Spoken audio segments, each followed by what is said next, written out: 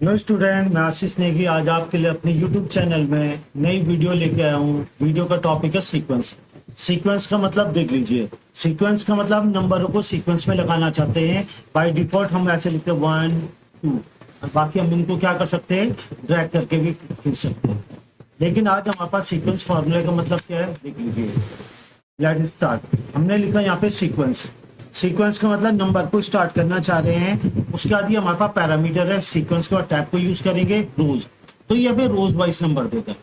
अगर मैंने यहाँ पे लिख दिया 10 ब्रैकेट क्लोज, तो 10 का मतलब होता है कि हमें ये 10 सेल तक वैल्यू को देगा।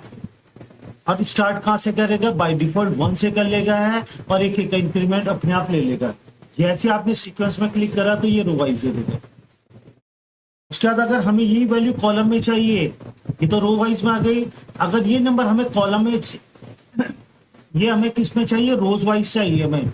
ये हमारे पास रो, ये हमें कॉलम डिफरेंट कॉलम में चाहिए। तो डिफरेंट कॉलम के लिए क्या करेंगे, इक्वल टू सीक्वेंस।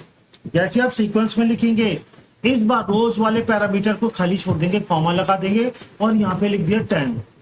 ब्रैकेट को क्लोज करके एंटर मारेंगे तो ये हमारे पास रो में था और ये कॉलम वाइज आ गया। तो ये रो वाइज और सीक्वेंस। मान लो हम 100 तक वैल्यूज लिखना चाह रहे हैं, 1 से लेकर 100 तक, तो इक्वल टू सीक्वेंस। जैसे सीक्वेंस में जाएंगे, इस बार मैंने 100 दे दिया यहाँ पे, तो जो 100 है किसा रहेगा, रो वाइज। ब्रैकेट क्लोज करके एंटर मारेंगे तो ये रोज देख लीजिए, यहाँ से लेकर 100 तक अपने आप वैल्यू को आ जाएगा।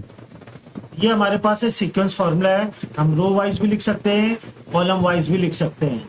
ये हमने स्टार्टिंग में दे दिया यहाँ पे इक्वल टू सीक्वेंस, तो 100 का मतलब होता है बाय डिफॉल्ट ये 1 से लेकर 100 तक वैल्यू को ले लेगा। और सीक्वेंस का मतलब कितने सेल में देगा, ये 100 सेल तक देगा। बाकी हम इसको अंडू से क्या कर सकते हैं, हटा भी सकते हैं।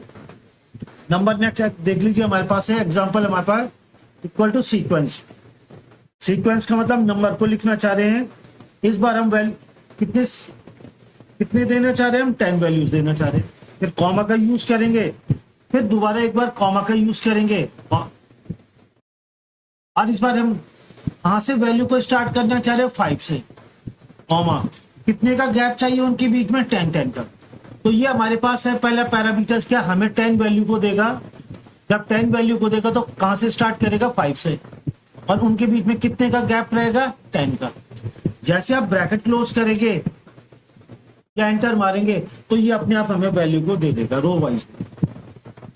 तो ये हमारे पास था, 10 वैल्यू को देगा।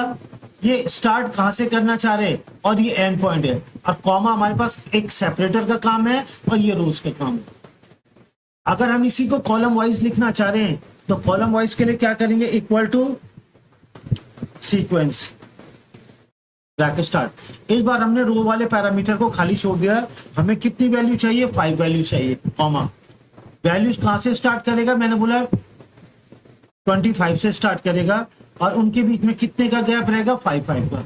और जैसे आप एंटर मारेंगे तो ये आ गया हमारे पास। तो मुझे उम्मीद है स्टूडेंट सीक्वेंस फॉर्मूला भी आपकी समझ में आ गया होगा।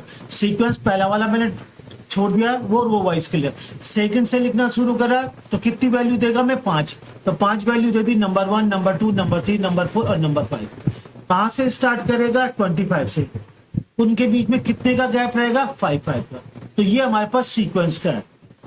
देख लीजिए नेक्स्ट हमारे पास एक और फॉर्मूला है। ये हमारे पास रो वाइज का था और ये हमारे पास है कॉलम वाइज का। ये ध्यान रखना है, जब भी हम रो वाइज लिखेंगे इक्वल टू सीक्वेंस तो सीधा हमें रो वाइज दे देगा। अगर हम इस वाले फॉर्मूले में जाके पहले कॉमा लगा के दूसरे पैरामीटर में लिखेंगे तो ये हमें कॉलम वाइज देगा। नेक्स्ट हमारे पास क्या था, रो वाइज। रो वाइज हम कितनी वैल्यू चाहिए, 10। कहां से स्टार्ट करना चाह रहे हैं, 5 से। और उनके बीच में कितने का गैप रहेगा, 10 का। नेक्स्ट हमारे पास एग्जांपल था हमारे पास कॉलम्स का। हमें कॉलम में वैल्यू को पुट करना है तो पहले वाले पैरामीटर को कॉमा मींस खाली छोड़ देंगे। दूसरा हमारे पास ये कॉलम के कितने वैल्यूज देगा, हमें 5। ये स्टार्टिंग पॉइंट है, ये इंक्रीमेंट का। बाकी हम इनके बीच में माइनस भी लगा सकते हैं, तो माइनस में ये पीछे आ जाएगा। मुझे उम्मीद है स्टूडेंट आपकी समझ में आ गया होगा। नेक्स्ट हमारे पास है मैट्रिक। देख लीजिए मैंने लिखा इक्वल टू सीक्वेंस। मैंने लिखा 3,3। 3,3 का मतलब होता है 3 रोज एंड 3 कॉलम्स देगा। और जैसे आप एंटर मारेंगे तो ये 3 रोज कॉलम आ गए। चाहे तो आप इनको क्या कर सकते हैं, चेंज भी कर सकते हैं। 3 रोज 3 कॉलम्स। नेक्स्ट देख लीजिए हमारे पास है, अगर ये नंबर हमारे पास क्या है 1 2 3 4 5 6, ये हमें अगर आप इनको ऐसे चेंज करना चाह रहे 1 2 3 इस टाइप में आ जाए, तो जो आपने सीक्वेंस लिखा, सीक्वेंस के आगे आप लिखेंगे ट्रांसपोज। ये मैं पुरानी वीडियो में भी बता चुका हूं आपको। ट्रांसपोज का मतलब होता है टेबल को कन्वर्ट करना, रोज को कॉलम और कॉलम को रोज में। तो ट्रांसपोज लिखेंगे और लास्ट में एक और ब्रैकेट लगाना पड़ेगा, एंटर।